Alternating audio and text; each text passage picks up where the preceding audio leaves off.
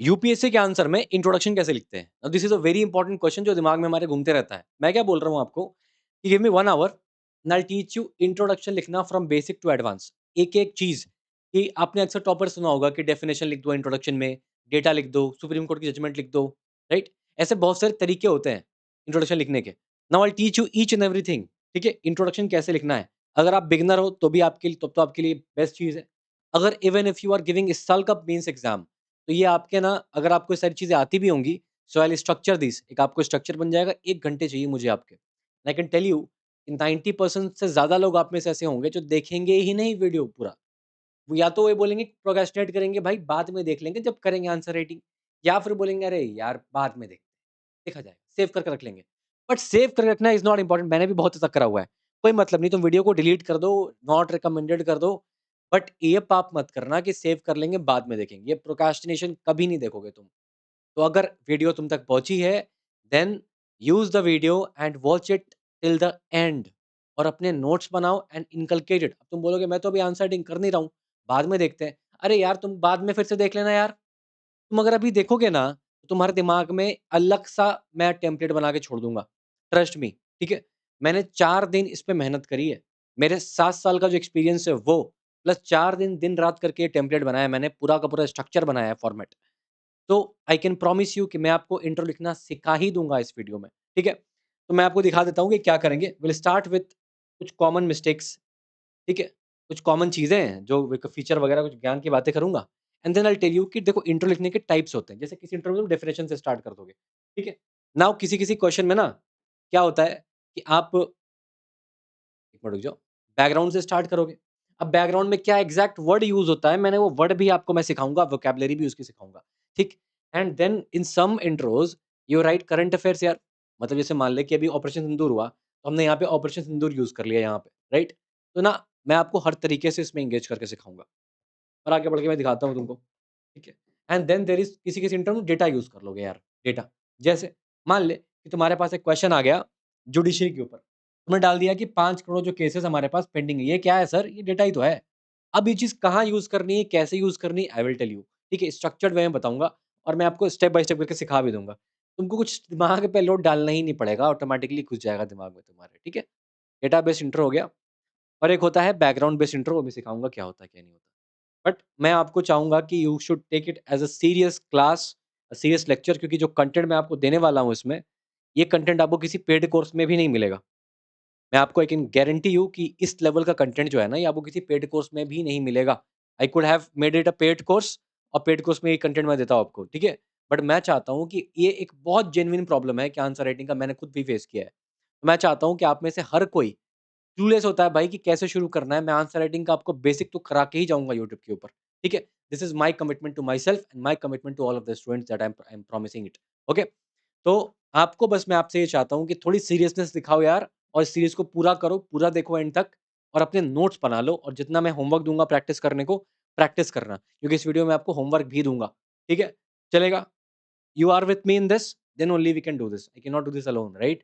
I can come, teach and go, but if you can not carry it, if you can not take it, perceive it, कोई मतलब नहीं उसका, ठीक है?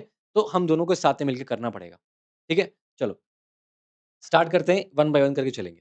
तो पेशेंस के साथ शुरू करेंगे हम लोग। I will just try to make it like a normal class, ठीक है? लेक्चर क्लास की तरह मैं करूंगा इसको। आई होप मैं ऑडिबल हूँ, आई होप मैं विजिबल हूँ, ठीक है?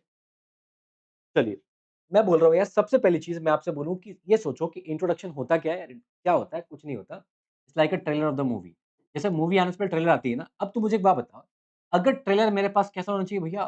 बहुत मसालेदार होना चाहिए। तो आपके ट्रेलर में क्या होना चाहिए? मसाला होना चाहिए।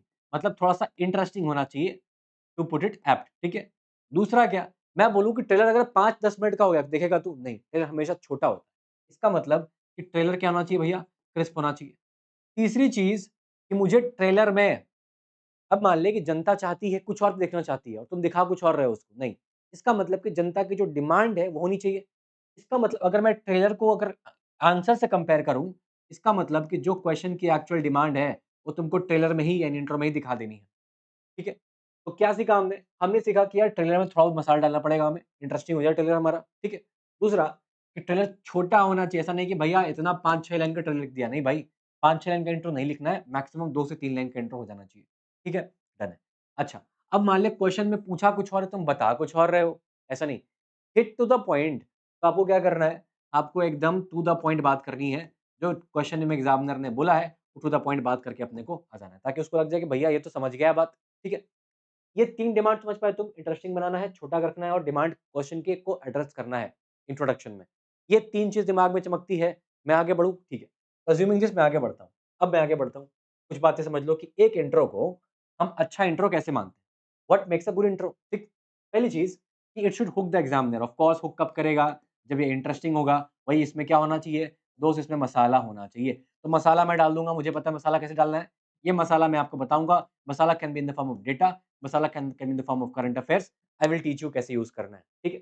दूसरा कि आपको टू द पॉइंट बात करनी है सर, मतलब कि directly you have to address the demand of the question. ये तो हमसे बात कर ली है, ठीक है। दूसरा, तुमने इंट्रो में बात करी कुछ और की और तुम उसके बाद डायरेक्टली शिफ्ट कर गए आंसर में। तुमने आंसर का स्टेज ही सेट नहीं करा। मतलब क्या? Intro was about to set कि भैया इसके बाद ये आने वाला है मूवी में। तो मूवी से कनेक्ट करके दिखाओगे ना। इसका मतलब कि तुमने पहले इंट्रो जब स्टार्ट कर रहे हो, तो क्वेश्चन की डिमांड एड्रेस करी है and then you will link it with the body. तुम क्या करोगे? It should set the stage for the next part in the answer. Next part क्या होती है? बॉडी। इंट्रो का बॉडी से लिंकेज होना चाहिए। ठीक? अच्छा। दूसरा भैया क्रिस्प रहना है, भई मुझे पता है कि इंट्रो छोटा होना चाहिए, 1 से 2 लाइनें मैक्सिमम होना चाहिए, ठीक है? बहुत ज़्यादा हुआ तो 3 लाइन, उससे ज़्यादा नहीं होना चाहिए, ठीक है? सिंपल इज़ गुड, बहुत ज़्यादा ना आप जार्गन यूज़ मत करना, नेता बन के बहुत सारा तुमने वर्ड यूज़ कर लिया एकदम बड़ा-बड़ा डिक्शनरी वाला, ठीक है? डिक्शनरी वाले शशि थरूर नहीं बनना है एग्ज़ाम में, ठीक है?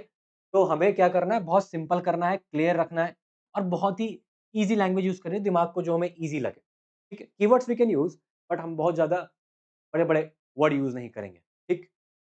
अब ये सब तो भैया बात हो गई, हम मान रहे हैं एग्जामिनर इंट्रोडक्शन होना चाहिए, अच्छा होना चाहिए, अच्छा होना चाहिए। बट कहीं न कहीं दिमाग में ये चीज़ सेट कर देगा, लगेगा इंट्रोडक्शन बहुत इंपॉर्टेंट होता है यार। मतलब कि आंसर से भी ज़्यादा इंपॉर्टेंट मेरा इंट्रोडक्शन होता है क्या? नहीं सर। इंट्रोडक्शन आपका अच्छा होना चाहिए, बट आप अपना इतना भी फ़ोकस मत लगा देना उसमें कि नहीं मुझे इंट्रोडक्शन इतना अच्छा लिखना है कि यहीं से मेरा मार्क्स हो जाए। नहीं, इंट्रोडक्शन भैया आपको ज़्यादा हाफ मार्क्स देगा, 0.5 मार्क्स का एवरेज देगा, उससे ज़्यादा नहीं देगा। इसका मतलब कि इंट्रो पे हमें जितना दिमाग खपाना है, इस 1 घंटे में जितना मैं बताऊँगा, उतना ही दिमाग लगाना है और जो प्रैक्टिस कराऊँगा वो प्रैक्टिस करना है। अब रियल टाइम जब तू आंसर लिखेगा, कभी-कभी क्या होगा इंट्रो दिमाग में ही नहीं आएगा। So don't worry about it. तुम सीधा बॉडी पे शिफ्ट कर जाओ। अल्टीमेटली जब तू बॉडी लिखने लगेगा ना, तो तुम्हारे दिमाग में क्लिक कर जाएगा intro. Don't over emphasise, automatically आता है तो आता है, नहीं आता है तो बॉडी पे शिफ्ट करोगे, ऑटोमैटिकली इंट्रो दिमाग में क्लिक कर जाएगा। समझ गए बात को? तो मैं क्या बोल रहा हूँ, द कंक्लूजन इज़ कि we have to make the intro good intro, we have to write good intros. Yes, I understood that. What are the features? छोटा होना चाहिए, टू द पॉइंट होना चाहिए, डिमांडर्स करना चाहिए, मसाला होना चाहिए, सब ठीक बात है। लेकिन मसाला लगाने के चक्कर में मैं इतना टाइम ना वेस्ट कर दूँ कि मेरा आंसर सफ़र कर जाए। इसका मतलब कि मुझे इसके ऊपर ओवर एम्फसाइज़ नहीं करना है कि मुझे ना दुनिया का सबसे बेस्ट आंसर इंट्रो लिखना है, नहीं सर। बेस्ट इंट्रो जैसा कोई चीज़ नहीं होता, ना ही बेस्ट आंसर होता है, ना ही बेस्ट इंट्रो होता है।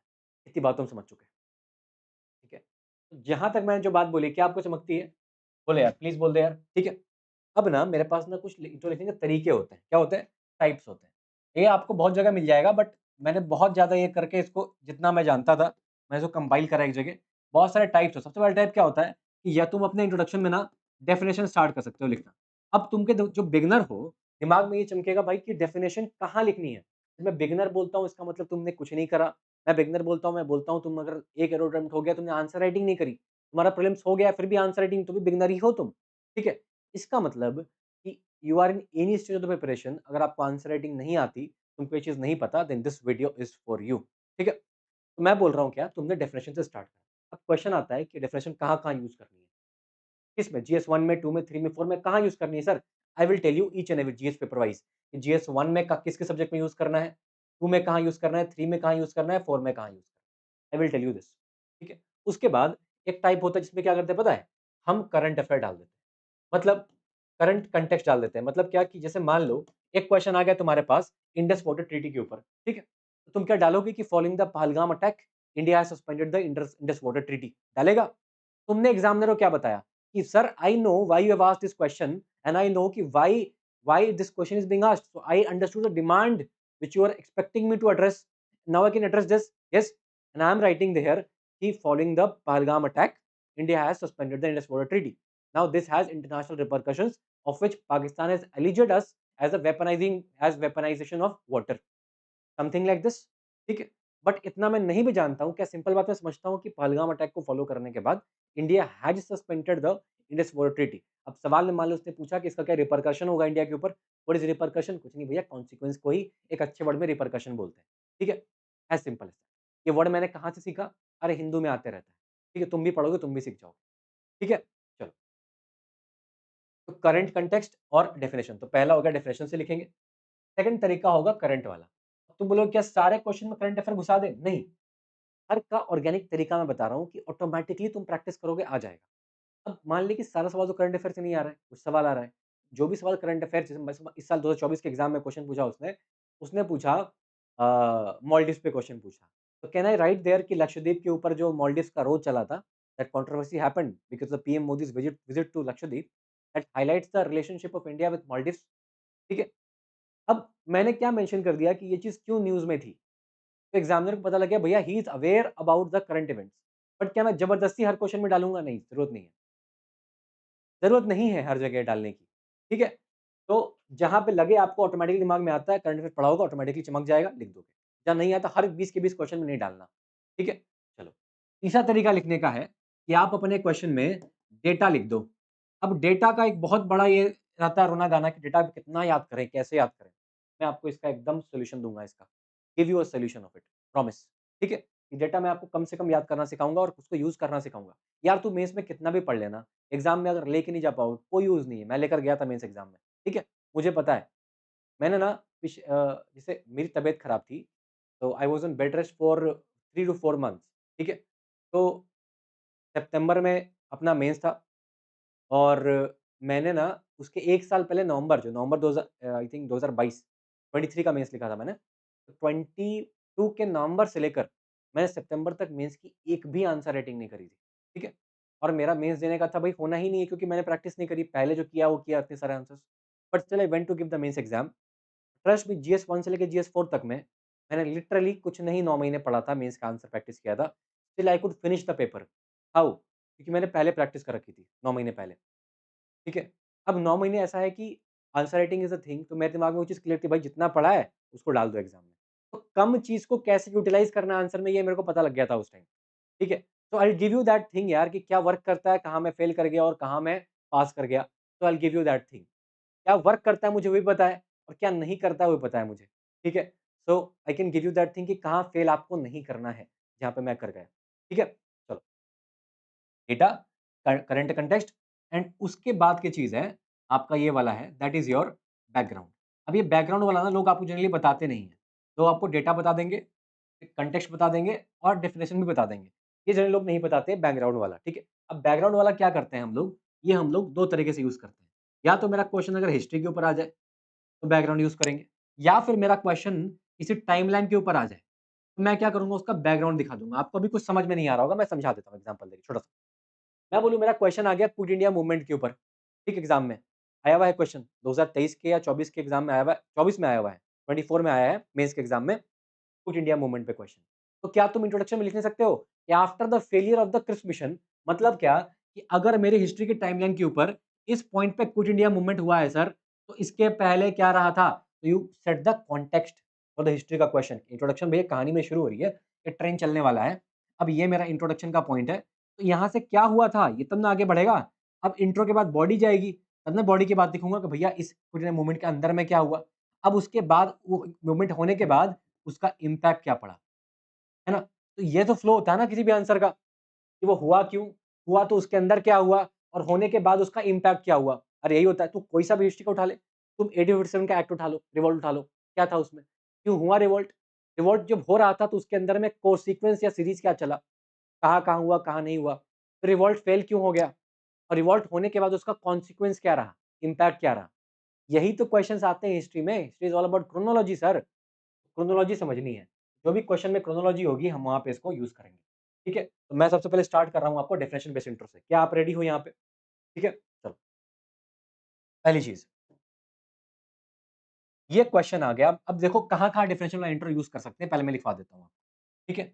आप इसको कहाँ-कहाँ यूज़ कर सकते हो डेफिनिशन वाला इंट्रो, एकदम ऑर्गेनिकली। मैं पहले उम्मीद करता हूँ कि आपको जीएस 1, जीएस 2, GS3 और GS4 का सिलेबस क्या आपको मोटा-मोटा पता है? मत बोलना कि नहीं पता है। नहीं पता तो अभी वीडियो को पॉज़ करो और निकालो सिलेबस अपने सामने, मेंस का सिलेबस, ठीक है? तो GS1 का सिलेबस देखोगे, स्टार्ट इन कल्चर होता है, मॉडर्न इंडियन हिस्ट्री होता है, एंड देन पोस्ट इंडिपेंडेंस होता है, देन वर्ल्ड हिस्ट्री होता है, and after this there is syllabus which comes as Indian society. अरे आता है कि नहीं आता है? अब इंडियन सोसाइटी के अंदर में there are many keywords which are given, जैसे सेक्युलरिज्म गिवन है, जैसे कम्युनलिज्म गिवन है, रीजनलिज्म गिवन है, कास्ट सिस्टम इज देयर, ठीक है? Women empowerment, women is there, something like this. तो मैं क्या करता हूँ, इंडियन सोसाइटी में जो भी ऐसे कीवर्ड्स आते हैं ना, मैं इसको एक्सप्लेन कर दूंगा अगर आंसर आ गया तो। जैसे अगर मेरे को कोई क्वेश्चन आ गया कम्युनलिज्म पे, क्या ये जो है, ये GS1 सोसाइटी का सिलेबस है? यस सर, ये सोसाइटी का सिलेबस है। तो इस सिलेबस में मेरे को क्या दिमाग चमका, भाई क्वेश्चन कुछ ही पूछ रहा है, मुझे उससे फर्क नहीं पड़ता, मैं अभी क्वेश्चन की तरफ जा ही नहीं रहा। ये अलग सेशन में सिखाऊंगा क्वेश्चन इंटरप्रेट करना। क्योंकि देख लो, बोलता है कम्युनिज्म अराइज करता है। क्यों अराइज करता है भाई? क्योंकि पावर स्ट्रगल होती है। क्यों? किसके बीच में होती है? या फिर रेड डिप्रेवेशन होता है। मतलब क्या होता है ये मैं समझाऊंगा आपको, अभी सोचो मत इसके बारे में। या तो दो चीज आपस में पावर के लिए स्ट्रगल करते हैं, या फिर एक को लगता है वो बड़ा है और एक को लगता है कि छोटा है। छोटे वाले को लगता है कि इसके रिलेटिव में ये डिप्राइव्ड फील करता है। इस वजह से कम्युनलिज्म अराइज करता है, ठीक है? अब बोला कि इंडियन सोसाइटी के कंटेक्स्ट में इसको डिस्कस करो। अब क्वेश्चन में क्या लिखना नहीं लिखना मेरे बस की बात अभी नहीं है, मैं समझाऊंगा आपको। Right now we are only concerned about writing the intro of this particular question, ठीक है? This is a previous year question of 2018, UPSC का क्वेश्चन है ये, मैंने अपने मन से नहीं पूछा, ठीक है? तो मैं चाह रहा हूँ इसमें ना कि मैं एक डेफिनेशन बेस्ड इंट्रो लिख लूँ। क्या करूँगा? कुछ नहीं। ये कम्युनलिज्म वर्ड क्या आइडेंटिफाई करा मैंने? What is the question about? Communism question है भाई। तो ये question since it's about the communalism, ठीक है? तो मैं क्या करूँगा? मैं यहाँ पे मैं यहाँ पे क्या करूँगा? मैं बोलूँगा सिंपल सा इसका डेफिनेशन डाल दूँगा। तो मैंने क्या डाला? मैंने बोला कि देखो सिंपल सी बात है। क्या बात है? ये जो कम्युनलिज्म होता है ना, वो एक आइडियोलॉजी है। हाँ, मैं मान लिया आइडियोलॉजी है, ठीक है? जो कि प्रमोट करती है, क्या प्रमोट करती है? सुपरमेसी किसी एक रिलीजन की ओवर द अदर। मतलब बोलता है कि कोई एक रिलीजियस डिनोमिनेशन है, वो दूसरे R1 is much much more than superior then the R2। जब ये भावना पैदा की जाती है, इसको कम्युनलिज्म बोलते हैं। एंड जब कम्युनलिज्म हो जाता है, तो this can cause political mobilisation and social tensions. दंगे-वंगे हो जाते हैं, लोग इससे वोट बैंक कलेक्ट करते हैं, यही होता है। This is a communalism. एक क्वेश्चन है, अब बॉडी में मैं क्या लिखनी है, मैं बात की बात करूँगा उसके बारे में। कैन यू अंडरस्टैंड कि इंट्रो कैसे लिखना है इसका? ठीक है? अब दूसरा क्वेश्चन उठाते हैं। एक और यूपीएससी ने क्वेश्चन पूछा सेक्युलरिज्म के ऊपर। क्या मैं यहाँ पे आइडेंटिफाई कर पा रहा हूँ कि the question is on secularism? बोले यार, है कि नहीं? और ये सेक्युलरिज्म वर्ड जो है, ये GS1 के अगेंस्ट सोसाइटी वाले सेक्शन में मेंशन्ड है क्या? हाँ जी सर। सिलेबस खोल के देखो सिलेबस, वहाँ मेंशन्ड है, यस। इसका मतलब कि GS1 सोसाइटी पे अगर क्वेश्चन आता है, ठीक है? So I can write definition, yes, 100%। तो GS1 में हिस्ट्री में डेफिनेशन नहीं चलेगा, सोसाइटी में डेफिनेशन चलेगा, हाँ जी सर। ठीक है? अच्छा, सोसाइटी का ये क्वेश्चन है। अब देख क्या पूछा, क्वेश्चन कुछ ही पूछा, बोला कि सेक्युलरिज्म में कांसेप्ट क्या होता है? इंडियन कंटेंट बताओ क्या होता है? पीवाईक्यू है सर ये भी। कुछ नहीं, तुम क्या करो, सेक्युलरिज्म को यहाँ पे डिफाइन कर दो, बस डेफिनेशन दे दिया है, बाकी बात खत्म। अब आगे क्या लिखना है, बात की बात करना है। समझ गए कहाँ पे डेफिनेशन यूज़ करना है? GS1 सोसाइटी के टॉपिक्स में, ठीक है? पहली चीज़। अब वुमेन एम्पावरमेंट है, क्या है एम्पावरिंग वुमेन? मैंने इसका डेफिनेशन डाल दिया, वुमेन एम्पावरमेंट क्या होता है? बोलो, क्लियर? ये भी किसका टॉपिक है? ये भी GS1 का टॉपिक है, सोसाइटी का ही टॉपिक है। इसका मतलब मैंने 3 चीज़ देखी, सोसाइटी में यूज़ कर पा रहा हूँ मैं, ठीक है? अब देखो मैंने सोसाइटी के कुछ आपको होमवर्क दिए हैं, ठीक है? ये होमवर्क कम क्लास वर्क दोनों है। पहले मैं आपको इसको डिकोड करता हूँ और फिर आप इसमें क्या करोगे, होमवर्क के फॉर्म में आप इसको एक्चुअली में लिखोगे इसका डेफिनिशन। अगर नहीं आता गूगल करो, पढ़ो, समझो फिर लिखो, ठीक है? ये 5 तुम्हारे होमवर्क है, क्लास वर्क भी है। क्लास वर्क मैं डिकोड करता हूँ, ठीक है? और उसके बाद दिखाते हैं। बोलता है what do you understand by gender stereotyping? How does it influence career choice in India? भाई मेरे को क्वेश्चन में क्या लिखना है मैं सोचना ही नहीं है अभी। मुझे पता है, इतना पता है कि जेंडर स्टीरियोटाइपिंग है, कुछ तो भी सोसाइटी का टॉपिक लग रहा है। आई कैन यूज़ सिंपल सा बता भाई। मुझे तो बताना बनता है ना कि ये टर्म कुछ टिपिकल लग रहा है, इसका डेफिनिशन क्या होता है? What I can right simple भाषा में, भाई जेंडर स्टीरियोटाइपिंग में क्या मतलब होता है? क्या आप बोलते हो कि women can work in the care sector only, women are only emotional, women can not take rational decisions, ये क्या है? ये स्टीरियोटाइपिंग है। All Biharis can go and crack UPSC, these are stereotypes। अब stereotype can always negative, no sir, stereotype can be positive also। आपने क्या बोला कि बिहारी आईआईटी में जा सकते हैं, बिहारी आईएएस हो जाते हैं, तो ये पॉजिटिव स्टीरियोटाइप है। नेगेटिव क्या था कि आपने बोला women can not take rational decisions, this is negative stereotyping. Stereotype का मतलब है कि there is a preconceived notion. आप क्या बोल सकते हो कि gender stereotyping refers to a preconceived notion regarding the gender roles. As simple as that. आपने पहले ही नोशन बना लिया, पहले ही कंसीव कर लिया क्या होना है। हो गया डेफिनेशन। अब देखो सेकंड पूछता है कल्चरल होमोजेनाइजेशन क्या है, क्या एक्सप्लेन करोगे, स्टार्ट करोगे? Yes sir. जेंडर सेंसिटाइजेशन क्या है? Can you start by this? क्या मतलब होता है? जेंडर के बारे में अवेयर कराना। ठीक है। रिलीजियस प्लूरलिज्म क्या है? कि multiple religion can exist together. This is the idea of religious pluralism. ठीक है। What is caste system? Caste system refers to a social group. ठीक है, या फिर अ सोशल पैटर्न या social system in which a group of people is characterized by I would say separation of contact। ऐसा कोई definition होता है इसका। अब जब पढ़ाऊंगा इसको, मैंने पढ़ाया हुआ है क्लास में, कहीं से पढ़ा होगा आपने, डेफिनेशन आपको पता होगी इसकी। ये डेफिनेशन अपने को पता होगी। ठीक है। अब तू बोलेगा प्रिपरेशन कैसे करनी है, मैं बताऊंगा नोट्स कैसे बनाते हैं। तो नोट्स बनाओगे तुम GS1 का ना, सोसाइटी का, तो ये जितने भी वहां पे कीवर्ड्स तुमको दिखेंगे सबका एक 2 पेज का, 3 पेज का, 2 पेज में सारा डेफिनेशन तुम्हारा आ जाएगा पूरे सोसाइटी का। Collect all the definitions of society in 2 to 3 pages max. उससे ज़्यादा नहीं लगेंगे। 2 पेज में तुम्हारे जितने भी डेफिनेशन है सारे डेफिनेशन आ जाएंगे। और एग्जैक्टली तुमको एग्जाम में वही लिख के आ जाना है। ठीक है। कलेक्ट जितना कम मटेरियल होगा उतना ईजी होगा रेप्लिकेट करना एग्जाम में। ठीक। ये बात क्लियर है आपके दिमाग में? बोलो। ठीक है, मैं आगे बढ़ूं।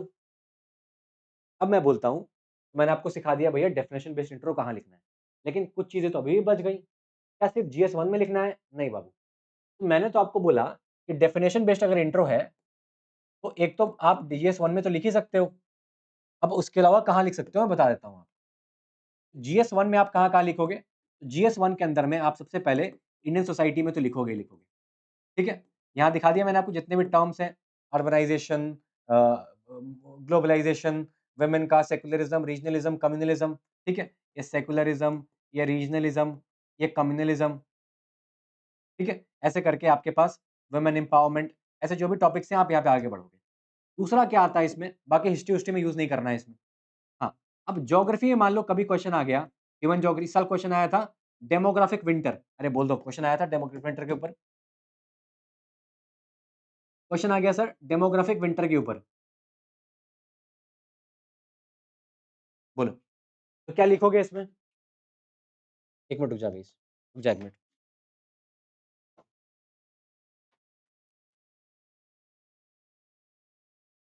मैंने आपको पढ़ाने के लिए सिर्फ 1 पेज का ये बनाया, इसको फाड़ लेता हूँ अपने लिए, ताकि कुछ छूट ना जाए आपको पढ़ाने में। ये हमारी टेस्ट सीरीज़ थी, अब इसको मैं इस तरीके से यूज़ कर रहा हूँ। इसका जो ब्लैंक पेज है I am using it for making content.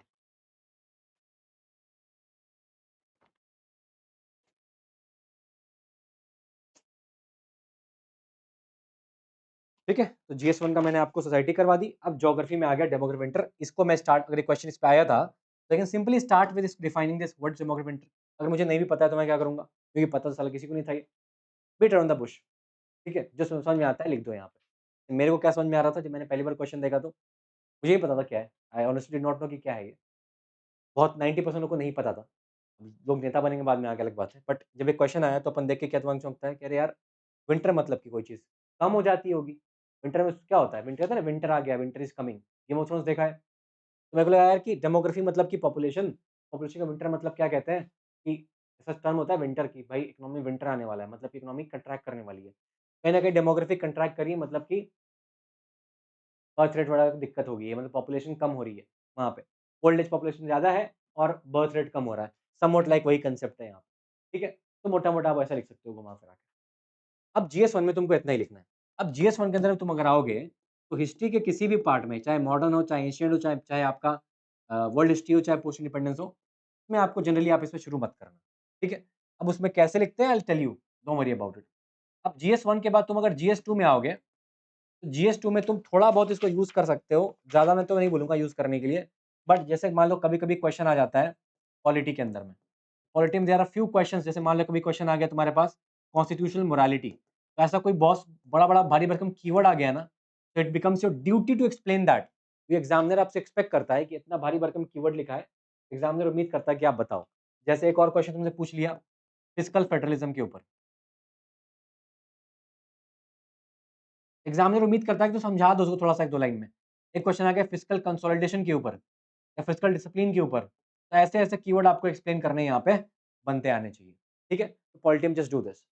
उसके अलावा अब जैसे मान लो गवर्नेंस है, तो गवर्नेंस के अंदर में कुछ टॉपिक है जैसे टॉपिक्स लाइक अकाउंटेबिलिटी, ट्रांसपेरेंसी, अगर आए तो लिखो अदरवाइज़ छोड़ भी सकते हो क्योंकि यहाँ पे आपको जनरली डेटा वगैरह कोड करना होता है आरटीआई का, मैं आगे बताऊँगा आपको, ठीक है? तो यू कैन राइट जैसे मान लो कभी क्वेश्चन आ गया ई-गवर्नेंस के ऊपर, अभी क्वेश्चन आ गया सिटीज़न चार्टर के ऊपर, सिलेबस निकालो अपना जीएस2 का, ये सारा तुमको सिलेबस में मिल जाएगा, exact this all are the words in given in syllabus GS two का गवर्नेंस खोलो अभी, वीडियो पॉज़ करके खोलो, open it and see it. आलसपना नहीं भाई, आराम बी सीरियस अबाउट इट, ठीक है? See this are syllabus of governance, ठीक है? ठीक है? चलो, यहाँ यूज़ कर लिया, अच्छा सर। अब जीएस3 में कहाँ यूज़ करूँ? जीएस3 में इसको ना मैं भर-भर के यूज़ करने को बोलूँगा, क्यों? क्योंकि मान लो जीएस3 का सिलेबस निकालो, ओपन इट, सिलेबस के अंदर में sustainable development goal you will find, exactly तो ये गिवन नहीं है, बट एग्ज़ैक्टली गिवन है इंक्लूसिव ग्रोथ गिवन है। तो आपका बताओ ये दायित्व बनता है कि नहीं बनता है कि एग्ज़ामिनर ने अगर इंक्लूसिव ग्रोथ का क्वेश्चन पूछा है, you must explain inclusive growth क्या होता है ना? अभी उसने क्वेश्चन पूछा है अनएम्प्लॉयमेंट के ऊपर या उसने क्वेश्चन पूछा है let's say for example poverty के ऊपर, ठीक है? या एक बार क्वेश्चन पूछा उसने पोटेंशियल जीडीपी के ऊपर, एक्सप्लेन करना पड़ेगा ना यार ये सब। एग्जामिनर बोलता है कि हमको भी नहीं पता, हमको भी समझाओ ये सब क्या होता है, ठीक है? मैं आपको एक बढ़िया ट्रिक देता हूँ, ठीक है? अब जुगाड़ है, चीट कोड है, ठीक है? सबको ओपनली मत बता देना, चुपके से बताना किसी को भी, ठीक? मैं क्या बोल रहा हूँ आपसे कि ना there is a way to bluff in UPSC का मेंस का आंसर, ठीक है? जैसे मैं 2 ऑर्गेनाइजेशन बताता हूँ आपको, 3 बताता हूँ। एक तो आईएमएफ है, नाम लिख लो इसका नाम लिख लो। अकॉर्डिंग टू आईएमएफ या फिर वर्ल्ड बैंक या फिर ओईसीडी, ये 3 नाम याद रखना, या तो आईएमएफ लिखना या वर्ल्ड बैंक लिखना या ओईसीडी लिखना, ठीक है? और तुम इस जिसका भी डेफिनिशन तुमको देखो, तुम अगर तैयारी कर लोगे, तुम इतने केपेबल ज़रूर हो जाओगे अगर तुमने ईमानदारी से तैयारी अगर करी है, अगर मेरे से पढ़ा है मेंस स्टॉर्मिंग में, ठीक है? तो तुमको अगर पढ़ा था तो तुमको तो याद करो, ये सब मैंने क्लास में कराया था डेफिनिशन आपको, ठीक है? अगर मेरे से नहीं भी पढ़ा, कहीं और से भी पढ़ा है, अगर ईमानदारी से पढ़ा है, तो you would be at least in the condition कि तुम डेफिनिशन खुद से बना सकते हो। तो खुद से भी अगर बनाया है ना, तो शुरुआत में बस लिख देना कि as per the definition of IMF या एज़ डिफाइंड बाय आईएमएफ या as defined by World Bank या as per OECD poverty refers to, as per IMF inclusive growth refers to, as per World Bank poverty refers to. उसको नहीं पता है। Examiner को exact definition, वो इतना busy आदमी है, ठीक है? और इतना आलसी आदमी है कि वो तुम कॉमन सेंस लगाओ, 60 साल की उम्र का आदमी है, मतलब बूढ़ा ही आदमी है, मिड अपने लेट एज में है, लास्ट लेग में चल रहा है। वो गूगल करने जाएगा, क्या डेफिनिशन भाई क्या ये बोला था? कुछ डेफिनिशन तुम्हारा अगर मेक सेंस, तुमने अगर ना इंक्लूसिव ग्रोथ में अगर डेफिनिशन डाल दी तुमने किसी और ही चीज़ की, तब वो करेगा। लेकिन डेफिनिशन अगर सही है, he will not question this, ठीक है? वो लेट इट गो, हाँ यार, ठीक ही बात कर रहा होगा। एक मूवी है, I think lunch box. Beautiful movie by Irfan Khan and Nawazuddin Siddiqui, ठीक है? उसमें ना ट्रेन का एक बहुत ही आइकॉनिक सीन है, in which Nawaz says to Irfan Khan कि मेरी ना अम्मी हमेशा कहा करती थी, ठीक है? तो कुछ बात बोली उसने, ठीक है? हाँ, ये बोली थी कि मेरी अम्मी हमेशा कहा करती थी, कभी-कभी ना गलत ट्रेन भी सही जगह पहुँचा देती है। फिर इरफान खान क्वेश्चन्ड कि यार लेकिन तूने तो कहा तुम्हारी अम्मी तो का तो डेथ हो गया। ही सेड कि हाँ, बट मेरी अम्मी कहा करती थी, ये बोलने से बात में वज़न आ जाता है। मतलब बात में वेट आ गया। नाउ यू विल से कि हाँ, अम्मी कहा करती थी, तो ये। मेरे फादर हमेशा कहा करते थे, ये बात। मैंने हाथ में रिपोर्ट खोल ली और रिपोर्ट खोल के मैं पढ़ रहा हूँ, कि रिपोर्ट में ये चीज़ है। तो लग रहा है कि हाँ भाई, कुछ तो सही काम कर रहा है ये आदमी। ये मैं झूठा नहीं कर रहा हूँ, मैं तो सही में कर रहा हूँ यार। ठीक है? मेरा लिखा हुआ है यार। ठीक है? इट्स माय रिसर्च, मैंने लिखा है अपने हाथ से। कोई ऐसा करता है इन जनरल तो लगता है कि हाँ, सही काम कर रहा है। तो वही चीज़ अगर लिख दोगे ना यहाँ पे, तो काम हो जाता है। जैसे मान लो कि पॉलिटी की जीएस2 में तुमको अगर वे फॉरवर्ड लिखना है, तुम लिख दो as per the second ARC की रिकमेंडेशन। तुम कुछ भी लिखो, एज़ पर पंछी कमीशन का रिकमेंडेशन। अगर मान लो क्वेश्चन आ गया फेडरलिज्म के ऊपर, लिख दो कि एज़ पर पंछी कमीशन का रिकमेंडेशन, एज़ पर सरकरिया कमीशन का रिकमेंडेशन। तुम अगर वहाँ पे उलट-पटांग चीज़ लिखोगे तो पकड़ लेगा वो। लेकिन तुम टू द पॉइंट बात अगर सही लिख रहे हो, ऊपर में लिख दो ना यार, क्या पता लग रहा है। ठीक है? That is. तो एग्ज़ामिनर तेज़ है, तुम भी तो तेज़ हो, तुम भी तो सही बात लिखो ना। सही बात लिखी है तो पकड़ नहीं जाओगे। ठीक है? चलो, क्योंकि तुम अगर कलेक्टर-वलेक्टर बन गए, आगे सेक्रेटरी बनोगे तो कभी जाके तुम ही तो वही सारी बात रिकमेंडेशन में कमिटी में कौन बैठेगा? तुम ही तो बैठोगे, ठीक है? तुम ही तो लिख पा रहे हो वही चीज़। समझ रहे हो मेरी बात? Be smart here. And be a little, सीधे उंगली से घी नहीं निकलता, टेढ़ा करके निकाल ले यार, क्या फ़र्क पड़ता है? ठीक है? तो अपन सीख चुके हैं। अच्छा, ये डेफिनिशन तुम और कहाँ यूज़ कर सकते हो? एक और जगह यूज़ कर सकते हो, जीएस4 में एक्सटेंसिवली यूज़ कर सकते हो। यहाँ सबसे ज़्यादा डेफिनिशन यूज़ होता है और करना ही होता है सर, जीएस4 में। तुम जीएस4 का पूरा सिलेबस निकालोगे, you will find attitude, morality, ये सब डिफाइन करना पड़ेगा, ethics, public service, citizen charter, accountability, transparency, ये सब तुमको डेफिनिशन पता होना चाहिए। एथिक्स के ईच एंड एवरी कीवर्ड का डेफिनिशन सर आपको पता होना चाहिए। बोलो। तो एथिक्स में definition is the most important. तो सोसाइटी में लिख पाएगा, रिवाइज कराता हूँ। पॉलिटी के में थोड़ा बहुत लिख सकते हो, गवर्नेंस चल सकता है, इसमें छोड़ भी सकते हो।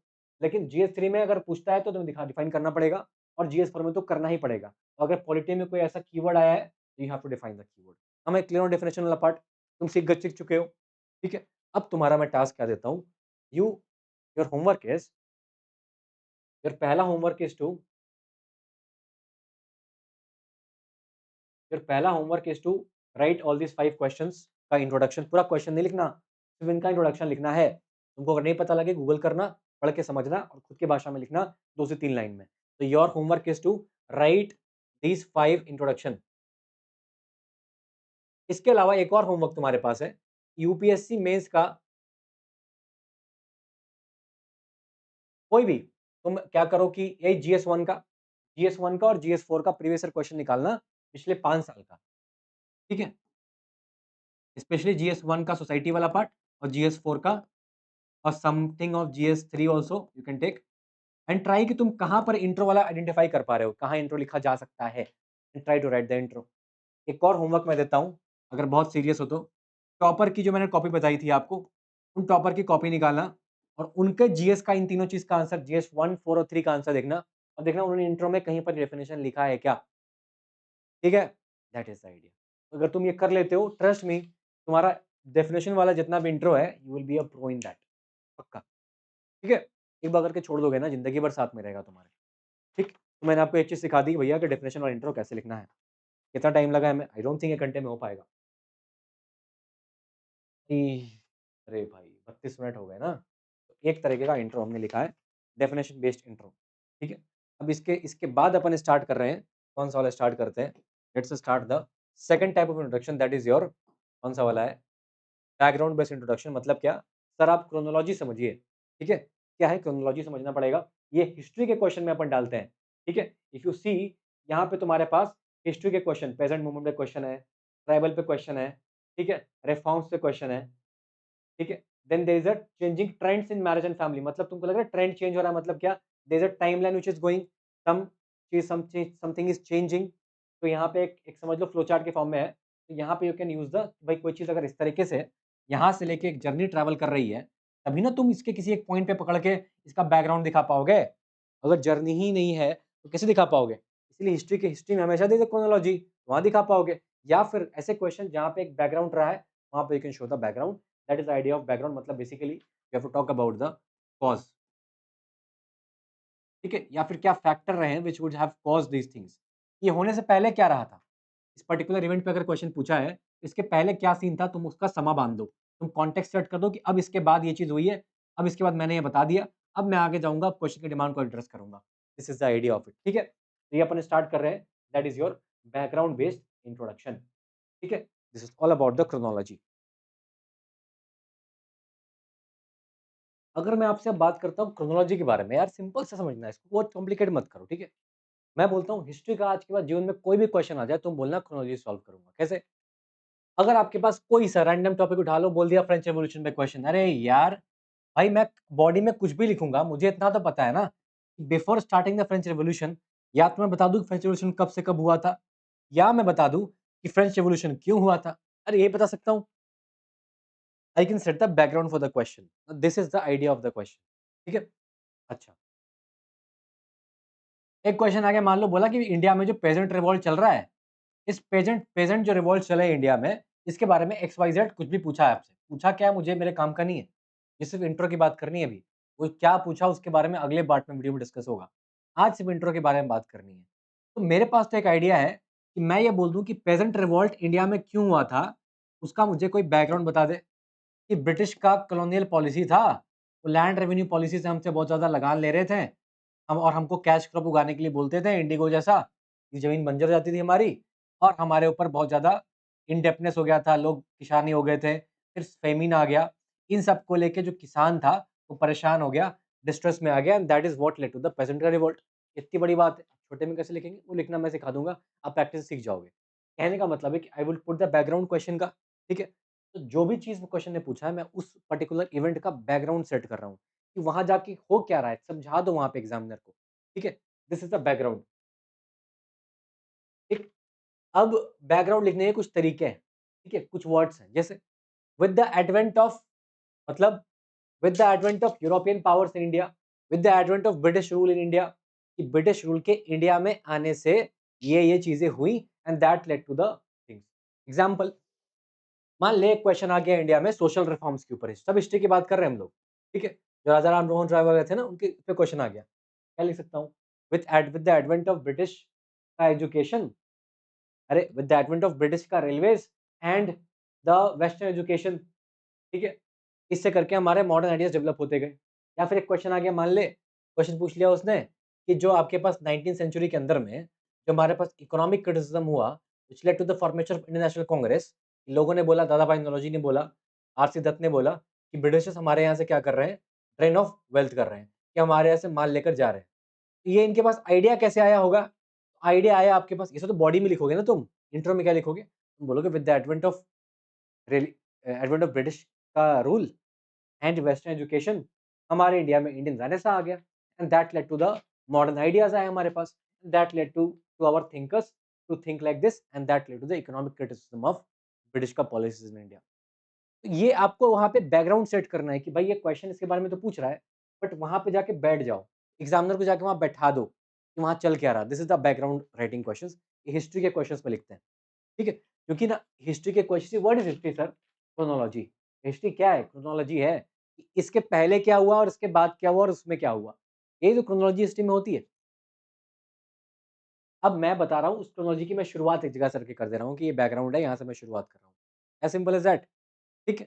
चलिए, और क्या इन द वेक ऑफ रिफॉर्म्स, मान लें क्वेश्चन आ गया 1991 का न्यू इकोनॉमिक पॉलिसी जो हमारे पास हुआ था ना, ए लिबरलाइजेशन वाला, ग्लोबलाइजेशन और प्राइवेटाइजेशन, तो बोलते हैं न्यू इकोनॉमिक पॉलिसी 1981 का रिफॉर्म्स, पढ़ा होगा कहीं न कहीं इकोनॉमिक्स में, ठीक? तुम बोलोगे कि अरे मास्टर बोला कि सिर्फ हिस्ट्री में लगाना है, अरे नहीं, जिस भी क्वेश्चन में कॉन्टेक्स्ट है, एक फ्लो है, एक क्रोनोलॉजी है, वहाँ पे तुम बैकग्राउंड लिख दो। जैसे इसका रिफॉर्म क्यों आया? इसके पहले एक स्टेप चले जाओ, बोलो कि क्यों आया? तुम बोलोगे कि in the wake of balance of payment crisis of 1991, इसके बाद हमारे इंडिया में हमने क्या करा? न्यू इकोनॉमिक पॉलिसी को इंट्रोड्यूस किया, in which Indian economy underwent liberalisation, globalisation and privatisation. As simple as that. During the early phase of Indian National Congress, मान लिया क्वेश्चन आ गया, बोलिए आपसे मॉडरेट और एक्सट्रीमिस्ट में कंपैरिजन का क्वेश्चन आ गया कि compare compare between the ideologies of moderate and extremist, तुम क्या बोलोगे? During the early phase of the Congress, it was it was dominated by the moderates. तुमने कुछ भी बात कर दी। इन द बैकड्रॉप ऑफ, इसके इसके पीछे क्या हुआ? एमिड ग्रोइंग डिसकंटेंट, मतलब ये कुछ लिखने के तरीके हैं। और इस वर्ड से तुम क्या कर सकते हो? Starters, you can start your answer where when you have to write the background. ये आपको कुछ वर्ड मैंने कहीं न कहीं से निकाल-निकाल के दिया है। ये सब आपको एक जगह पे करके दे दिया है। ठीक? इसको यूज़ करते-करते तुम इसको दिमाग में ले आओ। ठीक है? मान लो एक क्वेश्चन पूछ लिया आपसे, अ, ब्रिटिश के पॉलिसी का इंडिया में। तुम बोलोगे following the decline of the Mughal empire in India, the Indian crown Indian political, एक कुछ एक हाँ, एक क्वेश्चन पूछा था उसने, यूपीएससी ने पूछा कि द 17th सेंचुरी या फिर 18th सेंचुरी, हाँ, 18th century India was fragmented was beset with a fragmented polity. मतलब क्या? बोल रहा है कि यहाँ की पॉलिटी टूटी-टूटी थी। तो क्या बोलोगे कि following the decline of the Mughal empire in India, Indian polity underwent several decentralisation और डिमार्केशंस। आप क्या बोले उसमें? रीजनल किंगडम्स आ गए, मराठास अलग हो गए, निज़ाम अलग हो गया, बंगाल के नवाब अलग हो गए और दिस एक्चुअली हैपेंड, यही वाली तो बात हो गई है। अगर ये सब कैसे पता लग रहा है? आपको सब्जेक्ट का अगर थोड़ा नॉलेज है, आपको मज़ा आ रहा होगा। नहीं है तो पढ़ के आना तो और मज़ा आएगा। ठीक है? देखिए इतना सबको पता ही होता है। मैंने पहले बोला था 6 month into the preparation you can watch this video and you can take the full benefit of this. ठीक है? अब कुछ सवाल प्रैक्टिस कर लो इंट्रो वाले में। पहला सवाल क्या बोलता है यार? Peasant movement. मुझे तो इतना बस पता है कि पेजेंट पे क्वेश्चन कुछ तो पूछा है कॉलोनियल इंडिया के बारे में, ठीक है? कुछ ही पूछा है बात की बात। मुझे इतना पता है मैं क्या लिखूँगा? मैं बोलूँगा पेजेंट मूवमेंट क्यों हुआ? मैं लिखूँगा इन द रिस्पॉन्स क्यों क्यों हो रहा था भाई? यहाँ जाके बैठ जाओ। यहाँ जाके तुम बैठ जाओ। बैठ के तुम क्या देखा भाई ये क्यों हो रहा था मूवमेंट?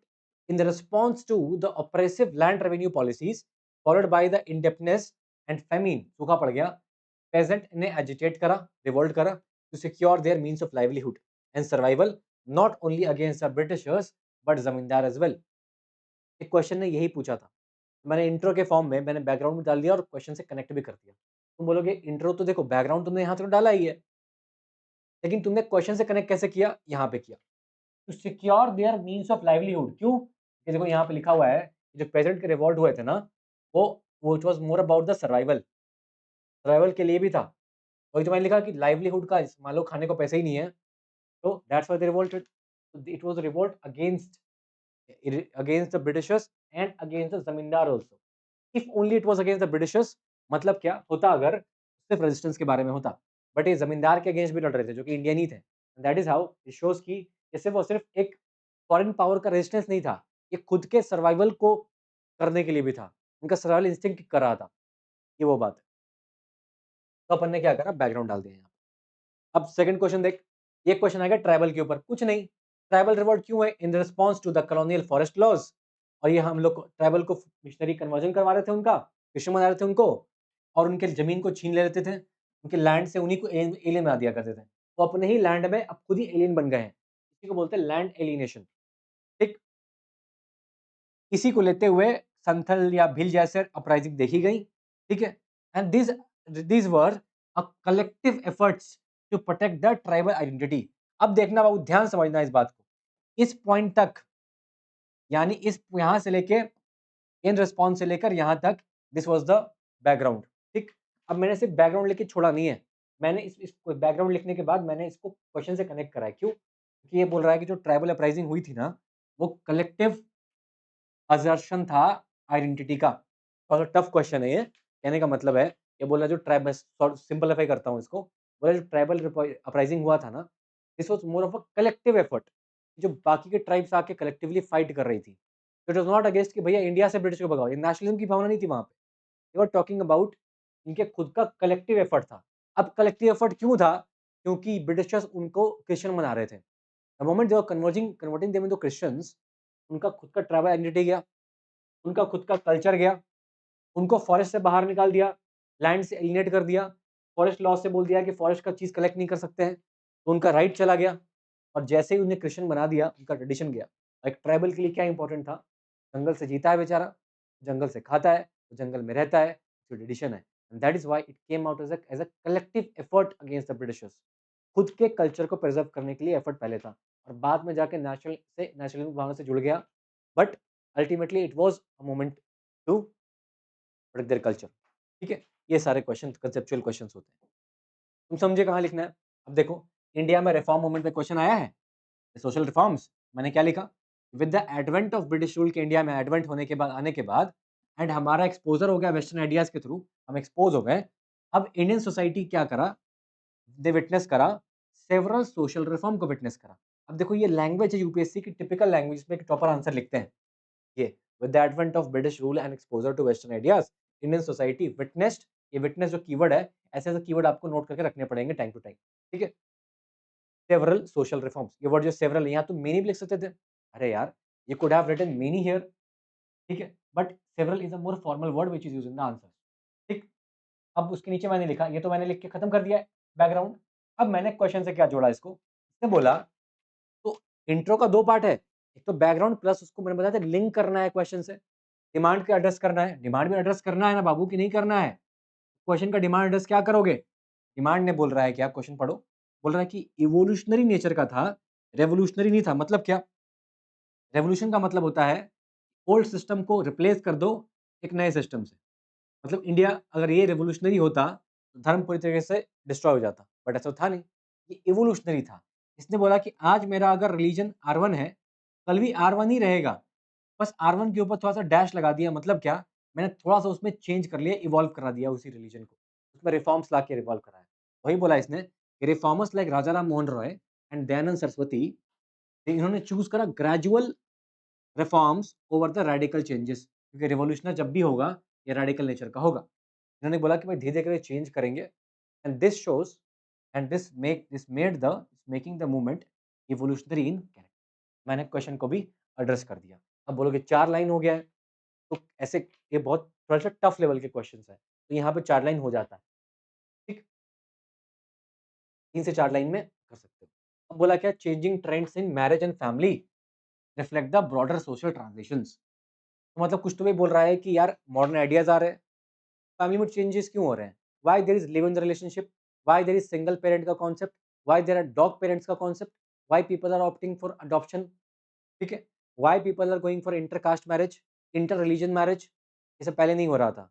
इसका मतलब the institution of marriage and family has undergone a change. क्यों चेंज हुआ? क्योंकि मॉडर्न आइडियाज़ आए। तो ये लिखना आंसर में, इसका मतलब कि चेंज हुआ है ना? चेंज हुआ है मतलब क्या? कि पहले कुछ और इनिशियली था और आज कुछ और हो गया। इसका मतलब कल को कुछ और, देन कुछ और था और आज कुछ और हो गया। आज से पहले का तो बैकग्राउंड भी तो लिख। देन से आज होने के लिए क्या चेंज हुआ? Why what made this change? Write the force. That is why, in the backdrop of modernization and growing exposure to global ideas, ठीक है, इंडियन सोसाइटी इज विटनेसिंग, देखो विटनेस वर्ड मैंने फिर से यूज करा है, अ ट्रांजिशन, ठीक है, देखो ट्रांजिशन क्वेश्चन के ही वर्ड को मैंने यहाँ वापस यूज करा है ताकि एग्जामिनर को पता लगे कि मैं क्वेश्चन को एड्रेस कर पा रहा हूँ। इसने क्या ट्रांजिशन क्या विटनेस करा है? पहले सोसाइटी हमारी बहुत रिजिड थी, चेंज नहीं होती थी, पहले ट्रेडिशनल हुआ करती थी। अब हम लोग क्या हो गए हैं, बहुत ज़्यादा इंडिविजुअल सेंट्रिक हो गए हैं। मतलब क्या? We are more focusing towards what is good for the individual. These are modern ideas. Western ideas क्या बोलते हैं? इंडिविजुअलिस्ट नेचर के होते हैं। इंडिविजुअल पे फोकस करो। ये सब आइडियाज़ हैं। ठीक? ये सारा क्वेश्चन तुमको प्रैक्टिस करना है बैकग्राउंड वाला। मैं बताऊँ, मेरे को क्विकली बताओ क्या करोगे? रिवोल्ट ऑफ 1857, क्या यहाँ बैकग्राउंड लिखोगे? क्या बैकग्राउंड लिखोगे? अरे बोल यार। इन द बैकड्रॉप ऑफ, या फिर in the response to British का ऑप्रेसिव पॉलिसीज़, ठीक है? And oppressive policies in oppressive social, economic, political and military policies. This 1857 का revolt happened, took place, ठीक? वही तो क्वेश्चन बोला। अच्छा, अब बोला trace the evolution of Indian national movement from moderate to extremist phase. तुम क्या बोलोगे? In the early phase of Congress moderate थे, वैसा वैसा कुछ लिखोगे। अच्छा, ये बोला discuss the significance of the Government of India Act, ठीक है? तुम इसके पहले क्या हुआ था? इसके पहले क्या रहा होगा? इसके पहले भैया बताओ क्या हो चुका है? इसके पहले हो चुका है राउंड टेबल कॉन्फ्रेंस हो चुकी है इस टाइम तक। इस टाइम तक सिविल डिसोबीडियंस मूवमेंट हो चुका है। इसका मतलब इसके पहले सिविल डिसोबीडियंस मूवमेंट हो चुका है। इसके पहले राउंड टेबल कॉन्फ्रेंस हो चुका है। इसके पहले साइमन कमीशन आ चुका है 1927 में, ठीक है? And this is what happened. This will lead to the Government of India Act of 1925, ठीक है? तुमने बैकड्रॉप पे डाला। बोला to what extent the Home Rule Movement, ये कब हुआ है? 1916 में हुआ है। इसके पहले क्या चल रहा होगा भाई? वर्ल्ड वॉर 1 चल रहा होगा। इसके पहले क्या चल रहा होगा भाई?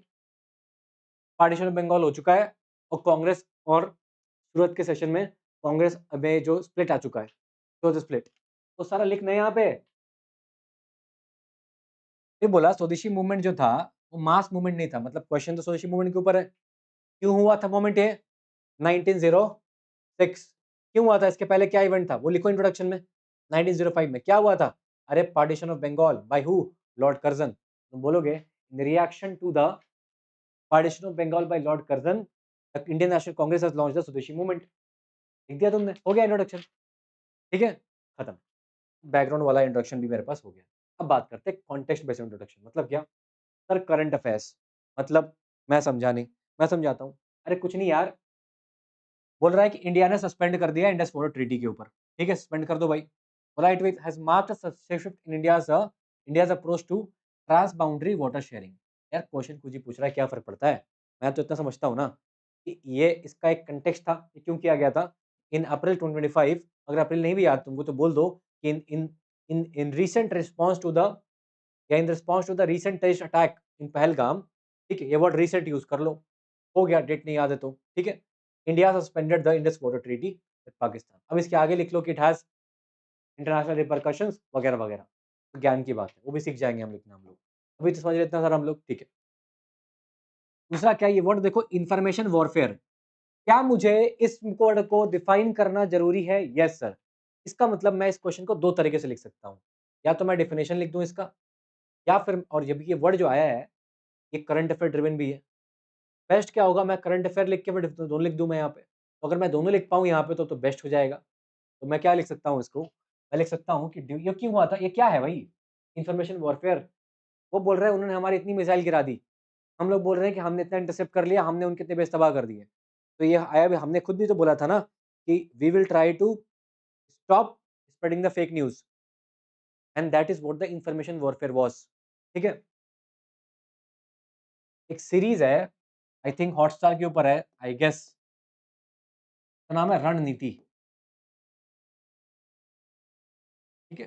ये देखना, ये है ना आपके, ये आपके जो हुआ था ना, अ, एयर स्ट्राइक बालाकोट, उसी के ऊपर बना हुआ है ये पूरा का पूरा।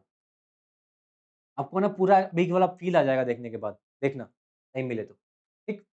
इन्फॉर्मेशन शुरू के 3 एपिसोड देख लेना तो भी काम हो जाएगा तुम्हारा, मज़ा आने लगेगा, ठीक है? समझ जाओगे पूरा। तो बोला इन्फॉर्मेशन वॉरफेयर मतलब क्या, कि वो दिखा रहे कुछ और, परसेप्शन का गेम होता है, ठीक?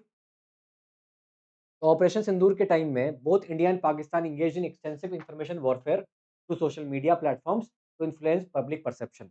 मैंने बता दिया करंट अफेयर का। और this is about the current affair का कॉन्टेक्स्ट। अब मैं यहाँ पे डेफिनेशन भी करूंगा ना भाई, क्योंकि वर्ड ये टिपिकल कीवर्ड है। तो information warfare refers to the strategic use of information to gain a comparative advantage during a conflict. Simple language में लिखना है, ठीक? खत्म हो गया, दोनों लिख दिया, सॉलिड बन गया मेरा क्वेश्चन। ठीक है, और आगे बढ़ते हैं। अच्छा, एक चीज ध्यान रखना, यहाँ आ जाओ। अभी क्या हुआ कि सुप्रीम कोर्ट ने जजमेंट दी है। इस साल 2025 के प्रीलिम्स में भी क्वेश्चन आया, गवर्नर के ऊपर 2 क्वेश्चन आया है, ठीक है? तो सुप्रीम कोर्ट जजमेंट क्या दी थी कि गवर्नर के पास अगर गवर्नर बिल के पास स्टेट अगर बिल भेजता है, तो गवर्नर को कई टाइप लेके उस पे बैठ जाते हैं। Governor sit over the bills. उसको लेके सुप्रीम कोर्ट ने बोला है governor has to respond to the bill as soon as possible, ये लिखा हुआ था। अब इन्होंने बोला कि भाई उसका टाइम पीरियड मिक्स कर दिया है कि भाई इतने टाइम में आपको रिस्पॉन्ड करना ही पड़ेगा। ये सुप्रीम कोर्ट का जजमेंट था। नाउ अब मैंने क्या लिखा, अब एग्जामिनर अगर एक क्वेश्चन पूछता है, तो मुझे तो बताना पड़ेगा ना भाई कि मुझे पता है कि जजमेंट आई थी एंड इससे तूने क्वेश्चन पूछा है ये। मैंने क्या लिखा, रिसेंट सुप्रीम कोर्ट जजमेंट, ये वर्ड लिख देना, recent Supreme Court judgement, recent Supreme Court judgment in the response to governor indefinitely withholding assent to state bill को assent नहीं दे रहे थे ये, under article 200 and article 201, this raises concern, ये भाई सवाल उठाता है और कॉन्स्टिट्यूशनल डिस्क्रिप्शन, यही इस साल प्रीलिम्स में क्वेश्चन था, मेंस में भी इस साल एक्सपेक्टेड है क्वेश्चन आएगा इसके ऊपर, ठीक है? ये एक सवाल उठाता है कि जो गवर्नर के पास डिस्क्रिप्शन जो संविधान ने दिया है कि अपनी मर्जी से जो चाहे बिल के साथ कर सकते हैं, उस पे सवाल उठाता है। और फेडरलिज्म पे सवाल उठाता है कि अगर ये गवर्नर ऐसा कर रहे हैं, इसका मतलब कि सेंटर से कहीं न कहीं इन्फ्लुएंस्ड है and that is affecting the centre state का रिलेशन। ये वो क्वेश्चन है, ठीक है? आप में से बहुत लोग जो बिगिनर्स शायद ये बात समझ में नहीं आ रही होगी आपको, लेकिन जिसने थोड़ा-सा पढ़ा है ना, उसको फ़ील आ रहा होगा। आ रहा है फ़ील? ठीक है? तो अगर मेरी बात समझ में नहीं आ रही, तो तुमको समझना कि तुम्हें अभी और पढ़ने की ज़रूरत है, ठीक है? मैं बहुत हाई-फ़ाई बात नहीं कर रहा हूँ, ठीक है? बोलो, क्लियर? अब देखो एक क्वेश्चन आ गया, इन्वेस्टमेंट इन इंफ्रास्ट्रक्चर। अगर ये क्वेश्चन 2021 में आया होता, 2021 में हमने क्या लाया था? हमने लाया था गति शक्ति मास्टर प्लान, ये लाया था यार 2021 में, 2021 में। तो मैं यहाँ पे एक बात बोल सकता हूँ क्या? कैन आई से वन थिंग, कि अगर ये इंफ्रा पे क्वेश्चन है, मुझे पता है गति शक्ति इंफ्रा पे काम करती है, तो मैं अपनी मर्ज़ी से ये कोट कर दूँ, एग्ज़ामिनर को मज़ा आ जाएगा उसको। That is how the launch of 100 lakh crore गति शक्ति मास्टर प्लान, अंडरलाइन। अब ये वर्ड ध्यान रखना, अंडरलाइन। इस तरह के 3 वर्ड दिमाग में आज याद कर लो। कौन से 3 वर्ड? एक वर्ड है अंडरलाइन, एक वर्ड है रिफ्लेक्ट्स, एक वर्ड है हाइलाइट। तीनों एक ही, तीनों का मतलब है, तीनों घुमा-फिरा के यूज़ कर सकते हो आप। This highlights this, this reflects this underlines, this underscore भी यूज़ कर सकते हो तुम। ये सारे कीवर्ड मैं आपको टाइम टू टाइम सिखाता रहूँगा एंड दैट्स हाउ तुम इस तरह कलेक्ट खुद के भी करते रहना। ठीक है? टॉपर के आंसर से, यू द हिंदू न्यूज़पेपर से, ऐसी चीज़ें कलेक्ट करते रहना। ठीक है? इससे आंसर बहुत अच्छा बनेगा आपका। ठीक? तो ये अंडरलाइन करता है इंडिया ने जो अटेम्प्ट करा है टू मेक इंफ्रास्ट्रक्चर रोबस्ट, ये वर्ड रोबस्ट भी नोट कर लो अपने डिक्शनरी में, एंड बूस्ट लॉजिस्टिक, लॉजिस्टिक क्या होता है? ट्रांसपोर्टेशन वगैरह, in order to achieve inclusive growth. अब ये वर्ड मैंने कहाँ से लाया? कहाँ से लाया? ये यहाँ से ग्रोथ से उठा लिया मैंने। ग्रोथ में और ऐड करके इंक्लूसिव ग्रोथ बना लिया इसको। ठीक है? That is how I connected with the demand of the question. यहाँ से मैं करंट अफेयर पे आ गया और ये पार्ट ने डिमांड को एड्रेस भी कर दिया।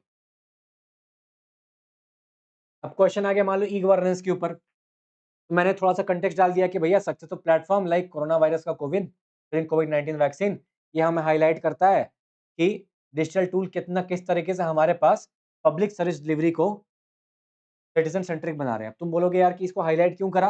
क्योंकि ये कीवर्ड है। आप गवर्नेंस जब पढ़ोगे तुमको एक कीवर्ड मैं पढ़ाऊँगा पब्लिक सर्विस डिलीवरी।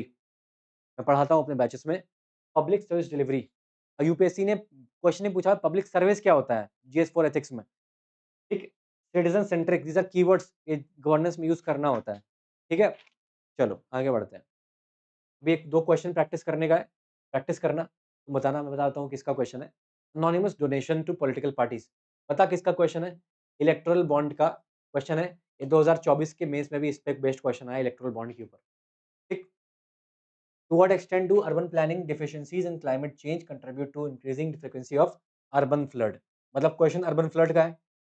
अभी मान लो कि एक क्वेश्चन 2018 में आया होता, 19 में आया होता, उसमें क्या आया था 19 में? बोले यार 19 में क्या आया था? केरला में फ्लड आया था। मैं क्या केरला फ्लड का एग्जांपल दे सकता हूँ वहाँ पे? यस। अब मान लो कहीं पे लैंडस्लाइड हो गया, ठीक है? तो मैं चमोली वाला एग्जांपल दे सकता हूँ, ठीक है? क्लाउड बर्स्ट हो गया, तो मैं केदारनाथ का एग्जांपल दे सकता हूँ। That is how I will give. तो इस तरीके से आप कुछ ना कुछ काम करते हो just like a current affair based case study. 2 साल पुराना भी दे सकते हो, ठीक है? तो ये हम क्या कर रहे हैं? जबरदस्ती यूज़ कर रहे हैं यहाँ। यहाँ हम कुछ तो भी ठीक-ठाक यूज़ कर रहे हैं। लेकिन अगर क्वेश्चन था ये भी ज़बरदस्ती यूज़ कर रहे हैं हम, ठीक है? अपनी मर्ज़ी से क्वेश्चन को अच्छा बनाने के लिए, वैलिडेशन करने के लिए। यहाँ पर ज़बरदस्ती ही करा है, वैलिडेशन करने के लिए करा है। लेकिन यहाँ पर it was mandatory that you should put this क्योंकि सुप्रीम ये कोई आसमान से क्वेश्चन नहीं उठ के आया है। ये रिसेंट जजमेंट थी तब ये क्वेश्चन आया। एग्जामिनर इज एक्सपेक्टिंग यू तू लिखे इसको यहाँ पे। अगर क्वेश्चन था ऑपरेशन सिंदूर के ऊपर तो you must write this. This what TDP मैंने तुम लिखना था तुमको कि सस्पेंड करा है। ठीक है? तो ये सब ध्यान रखने के एग्जाम के लिए हम लोग, ठीक? This is the idea guys. अब ना लास्ट हम लोग आते हैं डेटाबेस इंट्रोडक्शन पे। ये हमारा सारा का सारा इंपॉर्टेंट पॉइंट है डेटा वाला। डेटा कहाँ यूज़ करना है? ये सबसे बड़ा सवाल है। Data, data, data. ठीक है? इसके बारे में बात कर लेते हैं थोड़ा-सा। अब ना ये डेटाबेस इंट्रो कैसे लिखना है? सिंपल भाषा में समझना। देखो यार, आपको ना बहुत टॉपर ने बोला होगा, बहुत बार सुना होगा आपने, डेटा लिखो, डेटा लिखो, डेटा लिखो। अब आप क्या करते हो? आप डेटा को रटने बैठ जाते हो। This is the biggest thing problem that you are facing right now. हाँ कि ना? यस। अब डेटा को जब रटने बैठोगे ना, तो क्या है कि हर दिन न्यूज़पेपर में कोई डेटा मिलेगा आपको। लोग आपको मोटी-मोटी मैगज़ीन दे देंगे, बोलेंगे डेटा रट लो। बट प्रॉब्लम क्या है कि एक्चुअली में अगर आप डेटा सिर्फ़ रटोगे, बिना उसके यूज़ के, कोई मतलब नहीं है। इसका मतलब कि आपको पहले से ये पता होना चाहिए कि किस टॉपिक में डेटा मुझे लिख के आना है और कौन-सा डेटा मुझे लिख के आना है। आज से 3 साल पहले मैंने डेटा जो याद करा था, मुझे डेटा याद है आज भी। क्यों याद है? क्योंकि मैंने कुछ 100-200 डेटा याद ना करे, मैंने 50 ही याद करे। तो जो 50 याद करो, उसको इस तरीके से याद करो कि तुमको पहले ही पता हो कि मुझे एग्ज़ाम में किस टॉपिक में ये डेटा को पुट करके आना है। How will you do that? By analyzing the PYQs and with practice and using the syllabus.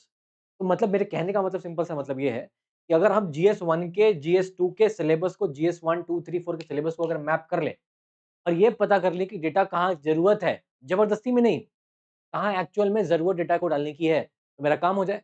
इसी वजह से मैं अगर बोलूँ आपसे हिस्ट्री का क्वेश्चन उठा लो let's say battle of Plassey पे क्वेश्चन आ गया, ठीक? अब तुम डालो जो ऐसे कह भाई कि बैटल ऑफ प्लासी में ना इतने-इतने सैनिक थे, इतने सारे सोल्जर्स थे। कोई सेंस है इस बात की? बिल्कुल भी नहीं। इसका मतलब कि डेटा का तो कोई रोल ही नहीं होना है हिस्ट्री के क्वेश्चंस में। अब वो हिस्ट्री चाहे आर्ट एंड कल्चर हो, वर्ल्ड हिस्ट्री हो, पोस्ट इंडिपेंडेंस हो या फिर मॉडर्न हिस्ट्री हो। इसमें से किसी में भी डेटा नहीं लगेगा। समझ गए? ठीक। अब क्वेश्चन आ गया ज्योग्राफी के ऊपर।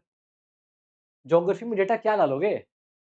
हाँ, अगर डिज़ास्टर मैनेजमेंट पे क्वेश्चन है, तो क्लाउड बर्स्ट का क्वेश्चन डेटा डाल सकते हैं वहाँ पे। राइट? तुम जहाँ डेटा डाल पाएँगे वहाँ डालेंगे। ज़बरदस्ती का कोट नहीं करेंगे। इसका मतलब कि geographical data is not that important if you feel like दिमाग में है तो डालो, otherwise we will not stress कि भाई ज्योग्राफी डेटा डालना ही डालना है मुझे। मैं स्ट्रेस नहीं करूँगा, मुझे ज्योग्राफी में डेटा डालना ही है। ठीक है? मैं स्ट्रेस करूँगा ही नहीं। अब आगे बढ़ते हैं। अब क्या आता है जीएस-1 में भाई? पहले हिस्ट्री फिर geography and then society is also there in GS one syllabus. Yes? अब सोसाइटी में मान लो टॉपिक आ गया पॉपुलेशन के ऊपर। Obviously we can quote data of census, भाई कितना पॉपुलेशन रेशियो है, कितना फर्टिलिटी रेट है, वगैरह वगैरह। जैसे इस साल एक क्वेश्चन आ गया डेमोग्राफिक विंटर के ऊपर, अगर मेरे दिमाग में एक डेटा होता फर्टिलिटी रेट के ऊपर, तो मैं इसको यहाँ पे कोट कर सकता था। अगर होता तो, जरूरी नहीं मुझे कोट करना ही था, अगर होता तो। बट अगर क्वेश्चन पॉपुलेशन के ऊपर आया, अगर क्वेश्चन अर्बनाइजेशन के ऊपर आया, अगर क्राइम पे क्वेश्चन आया, तो एनसीआरबी का रेट डाल दिया मैंने क्राइम रेट के ऊपर। ठीक है, कहीं से भी उठा लिया डेटा, मैंने चोरी कर लिया डेटा कहीं से। ठीक, अगर क्वेश्चन आ गया वुमेन के एम्प्लॉयमेंट के ऊपर, तो मैं बोल सकता हूँ कि वुमेन का लेबर फोर्स पार्टिसिपेशन रेट, अगर मुझे यहाँ से डेटा मिल जाए इसका, या फिर मुझे नेशनल फैमिली हेल्थ सर्वे का डेटा मिल जाए, या मैटरनल मोर्टालिटी रेट का डेटा मिल जाए, मतलब कि कितनी क्या बोलते हैं, how much the mother are dying at the time of child birth. ठीक है, इसको बोलते हैं मैटरनल मोर्टालिटी रेट। ठीक है, कितनी माएँ, कितनी मदर्स आर डाइंग। तो ये डेटा अगर मुझे मिल जाए तो मैं वुमेन के ऊपर डाल सकता हूँ। ठीक, अच्छा, पॉवर्टी पे आ जाए तो मैं मल्टी डायमेंशनल पॉवर्टी इंडेक्स का डेटा डाल सकता हूँ कि इंडिया की कितनी रैंकिंग वगैरह है।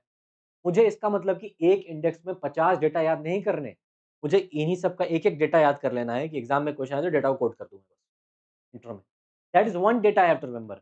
ठीक है? तो ये चीज़ हो गई। अब वो डेटा आएगा कहाँ से? I will give you the compilation, you can, अगर आप अभी बिगिनर हो, तैयारी चालू कर रहे हो, then you can keep an eye on newspapers, data मिल जाए चोरी कर लो वहाँ से। चोरी करना है न्यूज़पेपर में से आपको, ऑल द टाइम, क्योंकि वही आपको लंबे टाइम तक याद रहेगा। अगर मैं दूँगा तो रटना पड़ेगा आपको, लेकिन खुद न्यूज़ से निकालोगे पढ़ने के बाद, जैसे मान लो मेरा मैगज़ीन ही पढ़ रहे हो, वहाँ डेटा निकाल लिया आपने, you use that, you keep it as a compilation, ठीक है? अब आगे बढ़ते हैं।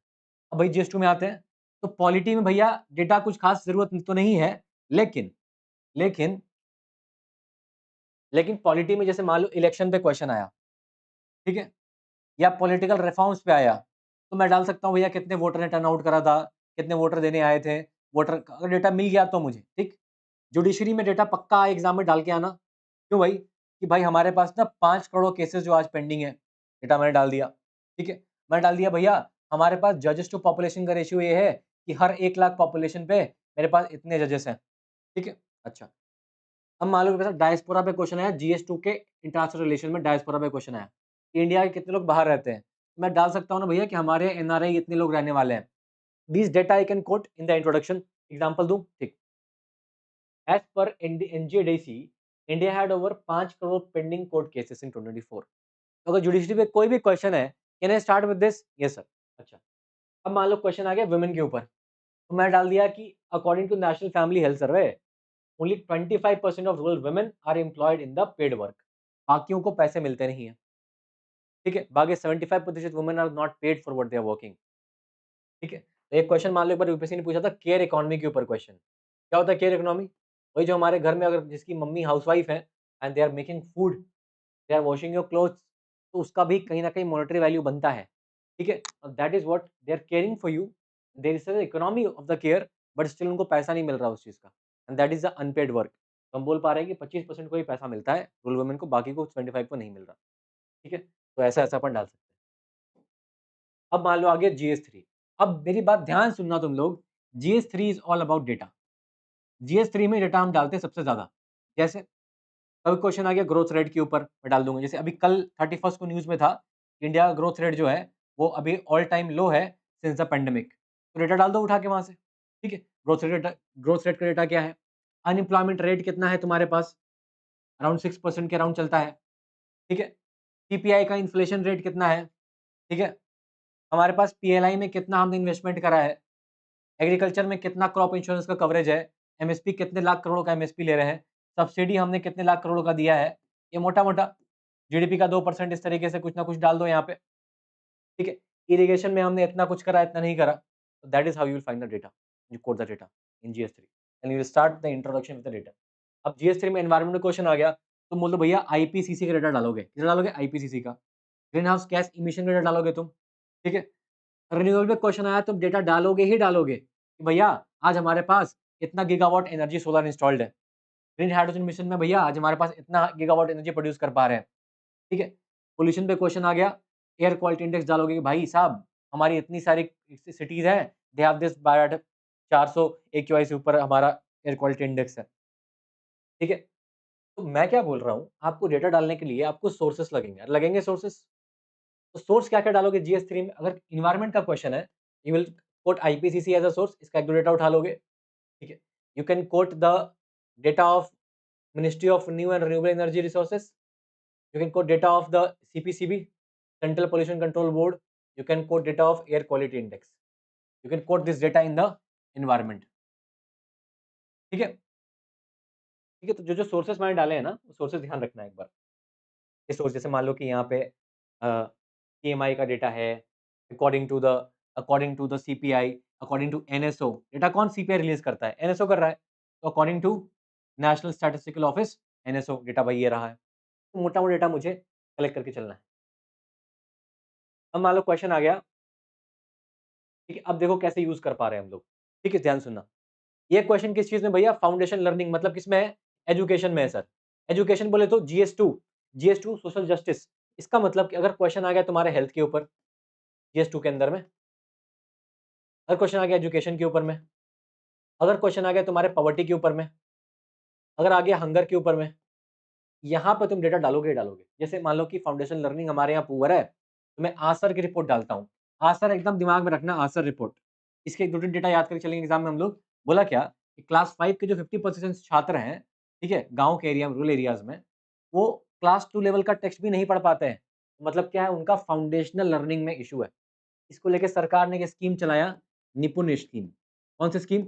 निपुण स्कीम। तो ये आप आगे जाके मैं इसी आंसर में स्कीम भी कोट कर दूंगा। ठीक, सेकंड क्वेश्चन देख, बोल रहा है violence against women is a major hurdle in achieving the gender justice. मतलब क्वेश्चन कुछ तो भी वुमेन के वायलेंस के ऊपर है। तो मैं क्राइम है भाई, तो मैं डालूंगा नेशनल क्राइम NCRB का data. India reported over the 4.5 lakh cases of crime against women. हो गया डेटा, स्टार्ट हो गया आंसर मेरा। Now in this questions you can quote data. ठीक, आगे बढ़ते हैं। फिर बोला कि इंडिया, पूछ रहा है question, how vulnerable is India to the climate change. मतलब देख के चमका कि यार ये GS3 एनवायरनमेंट का क्वेश्चन है। मुझे पता है यहाँ पे मैं किसका डेटा कोड कर सकता हूँ, IPCC का डेटा कोड कर सकता हूँ। ये बोल रहा है according to IPCC India is among the most climate vulnerable countries in the world. ठीक है, विथ ओवर 40% जो हमारा पॉपुलेशन है ना, वो हीट वेव्स या फ्लड या क्रॉप फेलियर से ये हमारा सफर करता है। पुट कर दिया डेटा मैंने, कितना आसान। ठीक, अब बोलो अर्बनाइजेशन पे क्वेश्चन आया, किसका सवाल है भाई? मैप करो सिलेबस से। बाबू ये GS1 का सिलेबस है। अच्छा सर, और के सिलेबस किसका है? GS1 के सोसाइटी का सिलेबस है। चमका, ठीक है, ठीक है। अब मैं बोल रहा हूँ क्या, अब बताओ, अर्बनाइजेशन है मतलब पॉपुलेशन, पॉपुलेशन मतलब क्या? सेंसस। मैं बोल सकता हूँ क्या कि एज पर सेंसस प्रोजेक्शंस, ठीक है, इंडिया का जो अर्बन पॉपुलेशन है is expected to cross 600 million by 2036। हो गया डेटा। मतलब आई एम शोइंग कि more people are migrating from the rural areas to the urban areas and that is why the urbanisation is the reality which we are into. ठीक है, ये हो गया मेरे पास, खत्म। और सवाल देखो, what are the main constraints, मतलब क्या-क्या इश्यूज हैं इन इरेडिकेटिंग पॉवर्टी। मतलब क्वेश्चन पॉवर्टी का है, मतलब GS1 का भी क्वेश्चन है और GS2 का भी क्वेश्चन है, सोशल जस्टिस का भी है, सोसाइटी दोनों का क्वेश्चन है। डेटा डालूंगा मैं, yes sir. World Bank data डाल दिया मैंने यहाँ पे। According to World Bank 10%, only 10% भारतीय still live below the international poverty line. ठीक है, अब मान लो क्वेश्चन आ गया साइबर क्राइम के ऊपर। इसका क्वेश्चन है, बता दे यार। GS3 का है, इंटरनल सिक्योरिटी, है ना? अच्छा, बोल रहा है NCRB का डेटा है कि 65,000 रजिस्टर्ड केसेस है साइबर क्राइम के इन इंडिया। ठीक है, डाल दिया मैंने डेटा। और आगे बढ़ते हैं। फिर मान लो क्वेश्चन आ गया डिजिटल एजुकेशन। तुमने एक चीज नोटिस करी, इसके पहले भी जो एजुकेशन पे क्वेश्चन आया था, ये वाला, यहाँ मैंने आशा रिपोर्ट को कोट करा था, ये रिपोर्ट। और यहाँ पर तुम अगर ध्यान से देखोगे तो मैंने आशा रिपोर्ट को यहाँ पे कोट करा है। तो आशा रिपोर्ट आ जाए तो क्या कोट करना है? एजुकेशन। एजुकेशन पे अगर क्वेश्चन आएगा, you have to quote the Asha report. कौन सी रिपोर्ट? आशा रिपोर्ट। ठीक है, ठीक है, तो यहाँ कोट करेंगे हम लोग। ओनली 28% ऑफ रूरल स्टूडेंट, जो गाँव के स्टूडेंट हैं, उनको रेगुलर एक्सेस मिलता है स्मार्टफोन से। मतलब क्या कहना चाह रहे हैं हम लोग कि डिजिटल एजुकेशन जो हम लोग कर पा रहे हैं कोविड के टाइम में, उसमें ये सारा गैप है। इस क्वेश्चन को तुम अगर कोरोना के टाइम में एक क्वेश्चन आया, how do you start with this? In the pandemic new normal था हमारा डिजिटल एजुकेशन का, but where we have the urban area and rural area का गैप। गाँव के एरिया में भी एजुकेशन नहीं मिल पा रही थी। क्यों सर? क्योंकि वहाँ पे आपके पास इंटरनेट फ़ोन नहीं था। ठीक है? ये सिंपल सी बात है। चलो, ठीक है? इतनी-इतनी बात हो गई। तो हमने क्या-क्या चीज़ करा है, एक बार मैं रिकॉल करवा दूँ आपको। ठीक है? एक और लास्ट लिखना होता है तरीका इंट्रो लिखने का, but that is I won't recommend you. एक होता है कोट बेस्ड इंट्रो, कि ना आप गांधी जी का कोट, अंबेडकर साहब का कोट, ठीक है, अब्राहम लिंकन का कोट, मार्टिन लूथर किंग का कोट, नेल्सन मंडेला का कोट, एपीजे अब्दुल कलाम साहब का कोट। तो आप क्या कर रहे हो, इनके कोटेशन से स्टार्ट करते हो, बट ये कोटेशन से स्टार्ट जो करते हो ना, मैं रिकमेंड करूंगा start in the ethics only. जबरदस्ती का सारे पेपर में कोट मत डालो, जरूरी नहीं होता है, ठीक है। और एक और होता है पॉलिटी का इंट्रो लिखने का तरीका होता है। इसका लिखने का तरीका थोड़ा सा अलग होता है, मैं सिखा देता हूँ आपको यहीं पे। पहली चीज आपको क्या करनी है, देखो, या तो तुम इसके इंट्रो में तुम आर्टिकल लिखोगे, ठीक है। अब सारे आर्टिकल तो रट पाओगे नहीं, लेकिन मान लो कोई क्वेश्चन आ गया फंडामेंटल राइट के ऊपर, आर्टिकल डाल दो। कोई क्वेश्चन आ गया फंडामेंटल ड्यूटी के ऊपर, आर्टिकल डाल दो, क्योंकि याद होता है हमें। डीपीएसपी पे आर्टिकल याद होता है। क्योंकि भाई क्यों बोल रहा हूँ मैं ऐसा, क्योंकि आर्टिकल 1 से लेके 50 तक तो हमको याद होता ही है, इतना तो हम याद करते ही हैं, पक्का ही है। अब जैसे कुछ और क्वेश्चंस आ गए मेरे पास, जैसे एक क्वेश्चन आ गया फाइनेंस कमीशन के ऊपर। मुझे पता है कि finance commission comes under article 280। Question आ गया प्रेसिडेंट के ऑर्डिनेंस के ऊपर, मुझे पता है इट कम्स अंडर 1 2 3। मान लो ऑर्डिनेंस आया गवर्नर का, तो बोल दूंगा आर्टिकल 213। मतलब कुछ आर्टिकल जो मुझे याद होते हैं, I can quote them here. Yes, yes sir. तो I can quote this articles here, which article जो मैं याद करके चलता हूँ, ठीक है। ये सिंपल सी बात है। चलो, इतना कर लिया मैंने। अच्छा, अब पॉलिटिक इंट्रो का एक और तरीका लिखने का है कि आप सुप्रीम कोर्ट की जजमेंट अगर हुई है आपके दिमाग में। अब जजमेंट दो तरह की होती है, ध्यान से मेरी बात को सुनना। एक जजमेंट जो कि आपके न्यूज में रही है, जैसे अभी क्या जजमेंट रहा है एग्जाम्पल के तौर पे, वो गवर्नर वाला जजमेंट रहा है, ठीक है। अभी एक और आया है, ये नीट के ऊपर, कल ही न्यूज में था, नीट के ऊपर आया है, नीट का एग्जाम लेने के ऊपर, ठीक। इस पे क्वेश्चन आ भी चुका है 2024 के एग्जाम में, पब्लिक एग्जामिनेशन जो एक्ट आया था उस पे क्वेश्चन आया था एक्चुअली। अच्छा, और बात करूं, एक जजमेंट होता है जिसको बोलते हैं लैंडमार्क जजमेंट। कौन जजमेंट होता है बाबू, बोलो जोर से। लैंडमार्क जजमेंट मतलब क्या, जैसे केशवानंदा भारती केस, जैसे मिनरवा मिल केस, जैसे गोलकनाथ केस, कंकरी प्रसाद केस, ठीक है, इंदिरा साहानी जजमेंट, ये सब नाम सुनते होगे।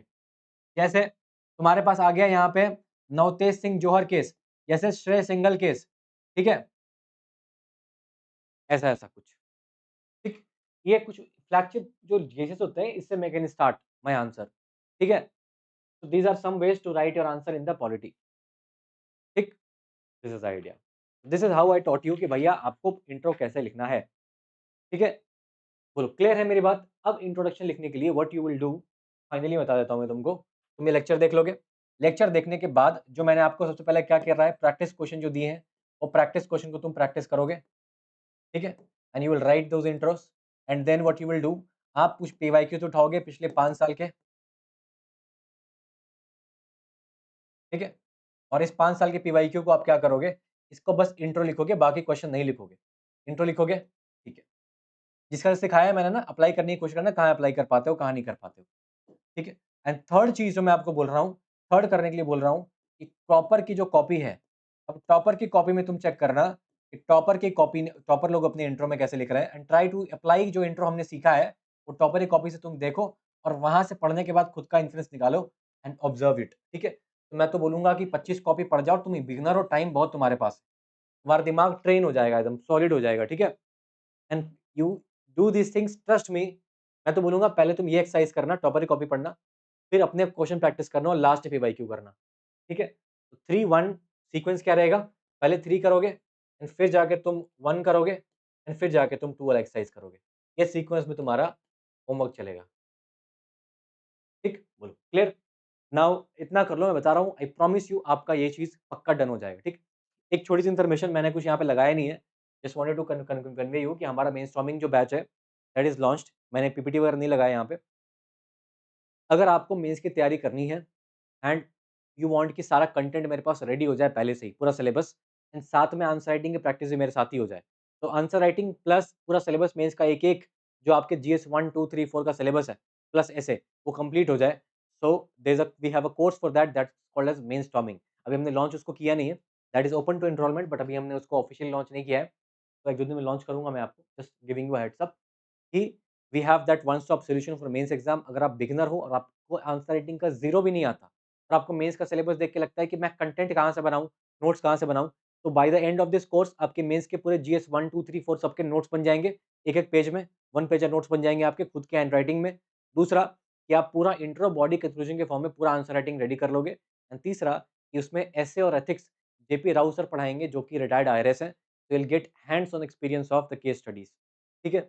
और that is how the idea of the brainstorming is, ठीक है? सो द हमारा फ्लैगशिप कोर्स था लास्ट ईयर, हमने स्टार्ट किया था और बहुत ज़बरदस्त फीडबैक था उसका, ठीक है? चलिए जो भी है, will announce that shortly. With this I will take you leave. मिलते हैं इसके बाद अगली वीडियो में। अगली वीडियो में विल डिस्कस पता है क्या? अब हम लोग सीखेंगे कंक्लूजन कैसे लिखते हैं। यूपीएससी के आंसर का कंक्लूजन कैसे लिखते हैं, how to write the conclusion of UPSC का पेपर, ठीक है? Now this is the idea. चलिए मिलते हैं, मज़ा आया। इफ यू लाइक्ड इट, अगर तुमको सच में सीखने को मिला है, let me know. It is my right to know that मैं जो पढ़ा रहा हूँ, तुमको हेल्प हो रहा है, ठीक है? क्योंकि उससे ज़्यादा खुशी नहीं मिलती मुझे। मैं इस अगर पेड कोर्स का कंटेंट निकाल के अगर आपको एक्स्ट्रा मेहनत करके दे रहा हूँ, तो आई शुड नो कि ये आपको हेल्प कर रहा है। तभी तो इंसेंटिव मिलेगा ना यार, और हार्ड वर्क करने का, ठीक है? So let me no in the comment section कि आपको हेल्प हुआ, अच्छा लगा, बुरा लगा, जो भी है। फीडबैक इज़ ज़रूरी, ठीक है? चलिए मिलते हैं। Bye bye, take care, we meet again, discuss करेंगे कंक्लूजन, ठीक है? एंड वो जोश को हाई रखो, कीप द एंगेजमेंट हाई कि हाँ यार, आई नीड सर कंक्लूजन। और मुझे डाउट बताओ अपने कि हाँ, ये बना दो वीडियो, ये बना दो video. I will make those videos यार, लेट मी नो, ठीक है? चलिए मिलते हैं, bye bye, take care, see you again.